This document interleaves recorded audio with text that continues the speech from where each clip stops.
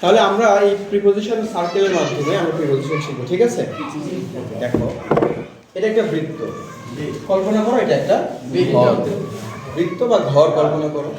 তাহলে এই ঘরের ভেতরে যদি কোনো কিছু অবস্থান হয়, আমরা যেমন এই ঘরের ভেতরে আছি না, আমরা ঘরের ভেতরে আছি, যদি ঘরের ভেতরে কোনো কিছুর অবস্থান হয় বা কোনো কিছুর ভেতরে, তখন ইন বসে। কি বসে? ইন বসে। যেমন আমরা এই ঘরের ভেতরে আছি, কি বলবো? We are in this room, we are in this room, ঠিক আছে? আমরা ব্যবহার করতে পারি ইনের পরিবর্তে আমরা ইনসাইডও ব্যবহার করতে পারি কিছু ক্ষেত্রে। Inside, we are inside the room, we are inside the room. তাহলে কোনো কিছুর ভেতরে হলে কি হবে? ইন অথবা ইনসাইড, ইন অথবা ইনসাইড ব্যবহার করবো আমরা, ঠিক আছে? এখন কোনো কিছুর উপরে যদি লাগালাগি অবস্থা থাকে, যেমন দেখো আমার হাত মনে করে একটা টেবিল, এটা একটা কি টেবিল, এটা একটা টেবিল। সো এই ডাস্টারটা টেবিলের উপরে আছে লাগালাগি অবস্থায়। কি অবস্থায়? লাগালাগি অবস্থায় যদি কোনো কিছু থাকে সেক্ষেত্রে আমাদের ব্যবহার করতে হয় অন। কি ব্যবহার করতে হয়? The duster is on the table, the duster is on the table. এই সার্কেলের মধ্যে দেখো যদি কোনো কিছু লাগালাগি অবস্থান হয়, যেমন দেখো লাগালাগি আছে না, লাগালাগি যদি অবস্থান হয় সেক্ষেত্রে আমার অন বসবে। কি বসবে? অন বসবে। কি বসবে? অন বসবে। এই যে এটা একটা কলম না, কলম, the pen is on the table, the pen is on the table. তাহলে কোনো কিছুর উপরে যদি লাগালাগি অবস্থায় থাকে সেক্ষেত্রে কি বসবে? অন বসবে। কি বসবে? অন বসবে। লাগালাগি অবস্থায় নাই, একটু উপরে আছে। কি আছে? একটু উপরে আছে, লাগালাগি নাই, একটু উপরে আছে কিন্তু মুভমেন্ট আছে। কি আছে? যেমন ধরো যে আমাদের মাথার উপর দিয়ে পাখি উড়ে যায় না, মাথার উপর দিয়ে কি হয়ে যায়? পাখি উড়ে যায়। বা আমরা কোনো একটা বেড়া দেওয়া আছে বা ওয়াল দেওয়া আছে, ওয়ালের উপর দিয়ে টপকে লাফ দিয়ে যায় না, কোনো কিছু টপকে লাফ দিয়ে যাওয়া বা চলমান অবস্থায় থাকলে ওভার বসে। কি বসে? ওভার বসে। তাহলে লাগালাগি অবস্থায় থাকলে কি বসে? অন বসে। লাগালাগি অবস্থায় থাকলে অন বসে। একটু উপরে আছে, লাগালাগি অবস্থায় নাই কিন্তু মুভমেন্ট আছে, তখন কি বসবে? ওভার বসবে। কি বসবে? ওভার বসবে। তারও উপরে আছে কিন্তু কোনো মুভমেন্ট নাই, সেক্ষেত্রে বসবে অ্যাবাভ। কি বসবে? অ্যাবাভ। কি বসবে? অ্যাবাভ। তাহলে আমরা উপরের জন্য কয়টা প্রিপোজিশন পাইলাম? কি কি? On, over, above. লাগালাগি থাকলে কি বসবে? অন বসবে। লাগালাগি নাই, ফাঁকা আছে বাট মুভমেন্ট আছে, কি বসবে? ওভার বসবে। মুভমেন্ট নাই, কোনো স্থিরভাবে উপরে আছে বা অনেক উপরে আছে, সেক্ষেত্রে কি বসবে? অ্যাবাভ বসবে। কথা কি ক্লিয়ার? তাহলে আমরা কোনো কিছুর ভেতরের জন্য পাইলাম দুইটা, ইন, ইনসাইড, ইন, ইনসাইড। উপরে লাগালাগি অবস্থায় অন, তার উপরে আছে বাট মুভমেন্ট আছে, লাগালাগি নাই, ফাঁকা আছে, কি বসবে? ওভার। তারও উপরে আছে কিন্তু কোনো মুভমেন্ট নাই, স্থির অবস্থায় আছে, তাহলে কি বসবে? অ্যাবাভ। কি বসবে? Above. The sky is above our head. কি বলবো? The sky is above our head. মাথার উপরে ফ্যান ঘুরতেছে, মাথার উপরে কি করতেছে? ফ্যান ঘুরতেছে, মুভমেন্ট অবস্থায় আছে না? তাহলে the fan is running over our head. The fan is running over our head. একটা পাখি আমার মাথার উপর দিয়ে উড়ে চলে গেল, তাহলে কি বসবে? অন বসবে, ওভার বসবে না অ্যাবাভ বসবে? নট অ্যাবাভ, ওভার বসবে। কি বসবে? মুভমেন্ট হলে যে, হ্যাঁ মুভমেন্ট, মুভমেন্ট হলে কি বসবে? ওভার বসবে। কি বসবে? ওভার বসবে। ঠিক আছে? আচ্ছা, এই যে এটা একটা বক্স না, এটা একটা চক, এই বক্সের ভিতরে চক আছে, কি বসবে? ইনসাইড। ভিতরে আছে, কি বসবে? ইনসাইড। ভিতরে আছে, তার বসলে কি বসবে? Inside the box. The chalk is inside the box. এখন দেখো এটা বক্সের উপরই ভাগ না, এর উপরে আছে, কি বসবে? অন বসবে। কি বসবে? অন বসবে। ঠিক আছে? আচ্ছা, এখন মাঝখানে গেল, উপরে গেল, এখন নিচে লাগালাগি যদি থাকে আন্ডার বসে। কি বসবে? আন্ডার। কি বসবে?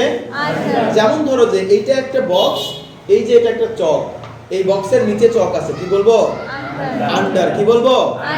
Under. The chalk is under the box. The chalk is under the box. কথা ক্লিয়ার? বোঝা গেছে? আচ্ছা, এখন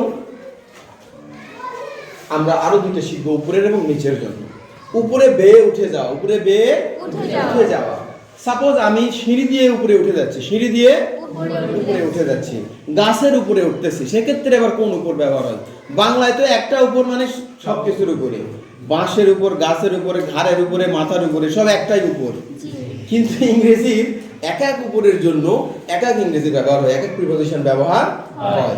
যেমন আমরা দেখলাম যে লাগালাগি অবস্থার জন্য অন, একটু উপরে মুভমেন্ট, ওই উপরের জন্য আবার ওভার, আরো উপরে আছে মুভমেন্টটাই, সেই উপরের জন্য আবার আবার আবার তুমি গাছের উপর চড়তেছো সেটার জন্য আবার আলাদা আছে। সেটা কি কোনো কিছু বেয়ে উপরে ওঠার জন্য আপ ব্যবহার হয়। কি ব্যবহার হয়?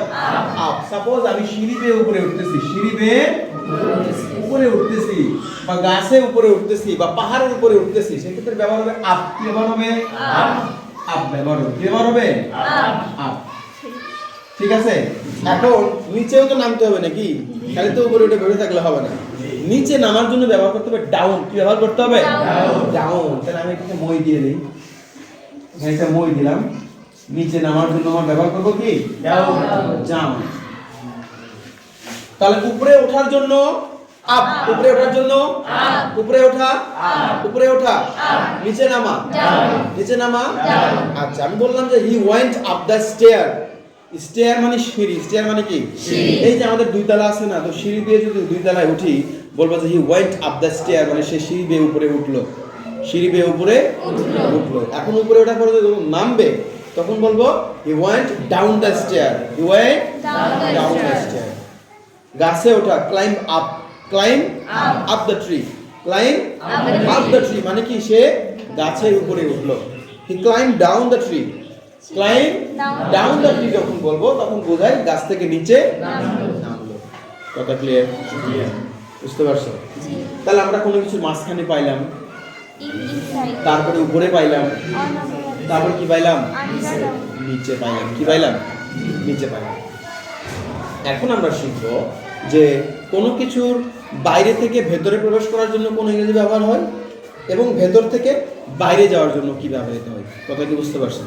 কেউ যদি আমাদের বাইরে থেকে ভেতরে ঢোকে, বাইরে থেকে ভেতরে ঢোকা, বাইরে থেকে, এই যেমন আমি ধরো যে রুমের বাইরে আছি, রুমের ভিতরে ঢুকলাম, বাইরে থেকে ভিতরে ঢোকার জন্য ইনটু কি ব্যবহার হবে? Into.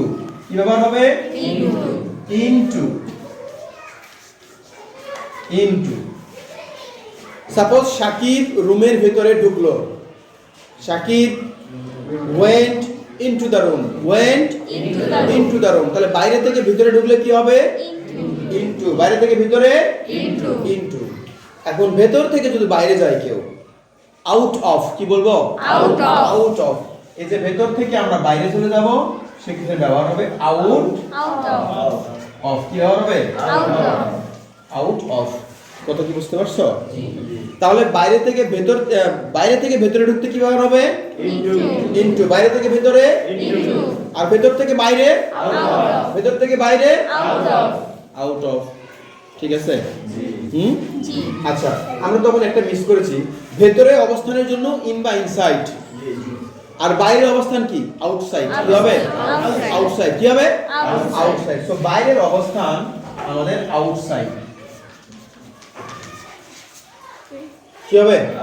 He is outside the room, outside the room, he is outside the room. কথা ক্লিয়ার? তাহলে আমরা দেখলাম মাঝখানের জন্য, উপরের জন্য, নিচের জন্য, বাইরে থেকে ভেতরে, ভেতর থেকে বাইরে এবং বাইরে অবস্থান। এখন যদি এমন হয় যে এই রুমের ভিতর দিয়ে ঢুকে একদম এদিকে বের হয়ে চলে গেল, আছে না নাই? আছে না নাই? আছে। যদি কোনো কিছুর ভেতরে ঢুকে, সাপোজ আমি এই সার্কেলের ভিতরে ঢুকলাম, এই সার্কেলের ভিতরে ঢুকছি, ইনসাইড, সরি ইনটু, বাইরে থেকে ভেতরে ইনটু, এখন ভেতর থেকে বাইরে আউট অফ, তাই না?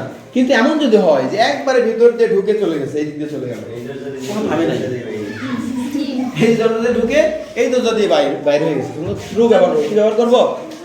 থ্রু। কি ব্যবহার করব? Through the room. কি বলবো? Through the room. কি বলবো? Through the room. একদম যদি ভেতর দিয়ে ঢুকে চলে যায় এই দিক দিয়ে, কি বলবো? Through the room. কি বলবো? He went through the room, he went through the room. একটা গ্রামের ভেতরে, সাপোজ এটা আমাদের দক্ষিণ মোরাদিয়া, দমকি উপজেলার দক্ষিণ মোরাদিয়া গ্রাম। এখন কেউ গ্রামের ওই দিক দিয়ে ভিতর দিয়ে ঢুকে একদম ওই দিক দিয়ে বের হয়ে চলে গেছে, আছে না নাই? হয় কি হয় না? কোনো একটা পাড়া আছে তাই না, কোনো একটা পাড়া শিকদার বাড়ি একটা এরিয়া আছে, শিকদার বাড়ি এই দিক দিয়ে ঢুকে একদম ভিতর দিয়ে বের হয়ে চলে গেছে, হয় কি হয় না? হয়। সেক্ষেত্রে আমাদের এটা হবে থ্রো। কি হবে? থ্রো। বানানটা কি? থ্রো। THROUGH, through. তাহলে কোনো কিছুর ভেতর দিয়ে চলে যাওয়া, কোনো কিছুর ভেতর দিয়ে চলে যাওয়ার ক্ষেত্রে কি ব্যবহার হবে? থ্রো ব্যবহার হবে। কথা কি ক্লিয়ার? তাহলে কয়টা শিখলাম? কোনো কিছুর ভেতরের জন্য ইন বা ইনসাইড, ইন বা ইনসাইড। উপরে লাগালাগি অন, তার উপরে মুভমেন্ট আছে কি? ওভার, তার উপরে মুভমেন্ট নাই কি হবে? অ্যাবাভ। আমাদের মাথার উপরে ঘড়ি আছে, ওইটা কি হবে? কোনো মুভমেন্ট আছে, তাহলে কি হবে? অ্যাবাভ। কি হবে? অ্যাবাভ। আর এই যে দেখো মাথার উপর দিয়ে চক চলে গেল, কি হবে? ওভার। কি হবে? ওভার হবে। কথা। আর যে টুপির উপরে আছে কি হবে? অন। কি হবে? ঠিক আছে। এখন যদি এর ভিতরে থাকে তাহলে কি হবে? ইনসাইড। কি হবে? কি হবে? ইনসাইড। আর এই যে নিচে আছে কি হবে? কি হবে? কথা ক্লিয়ার? আচ্ছা। উপরে ওঠা, সিঁড়ি দিয়ে উপরে ওঠা কি হবে? আপ। নিচে নামা, গাছের উপরে ওঠা আপ, নিচে নামা ডাউন। বাইরে থেকে ভেতরে ঢোকা ইনটু, ভিতর থেকে বাইরে যাওয়া আউট অফ, আর একদম ভিতর দিয়ে যাওয়া থ্রো। কি হবে? কথা কি বলছো? হ্যাঁ। এবার আসি কোনো কিছুর দিকে যাওয়া, কোনো কিছুর দিকে যাওয়া। বললেন হি গোস টু স্কুল, স্কুলের দিকে যাচ্ছে। হি গোস টু বাজার, বাজারের দিকে যায়, তাই না? কোনো কিছুর দিকে যাওয়া যদি হয়, সাপোজ এই যে কোনো কিছুর দিকে, অর্থাৎ এই সার্কেলের দিকে যাচ্ছে কেউ, তখন হবে টু। কি ব্যবহার হবে? কোনো কিছুর দিকে হলে কি ব্যবহার হবে? টু ব্যবহার হবে। ঠিক আছে। যেমন সে দুমকি গেল, হি ওয়েন্ট টু দুমকি। সে স্কুলে গেল, he went to school, went to school. সে মসজিদে গেল, he went to mosque, he went to mosque. কথা কি বুঝতে পারছো? একটা জিনিস তাহলে আমরা দেখব এতটুকু লোডে থাকলে কি হয়, উপরে থাকলে কি হয়, এতটুকু নিচে থাকলে কি হয়, তাই না? নেক্সট ক্লাসে আমরা চারপাশ দিয়ে কোনো কিছু বাকি চারপাশ দিয়ে যদি হয় তাহলে কারণ কোশ্চেন আছে, কারণ কোনো কোশ্চেন আছে? হ্যাঁ, বুঝতে সমস্যা? অ্যারাউন্ড।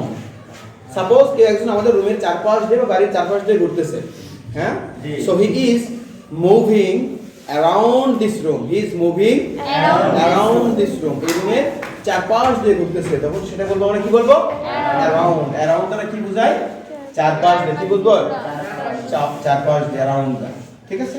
তাহলে আমরা মোটামুটি শিখলাম কয়টা? 2 3 4 5 6 7 8 9 10 11 12টা প্রিপোজিশনের ব্যবহার আমরা মোটামুটি শিখলাম। 13টা আছে। আচ্ছা 13টা। এই 13টা ছাড়াও আরো প্রিপোজিশন আছে, আমরা পর্যায়ক্রমে সেগুলো শিখব। তাহলে আমরা 14 এটা এতটুকু লোড নাও, আপাতত এতটুকু বুঝো।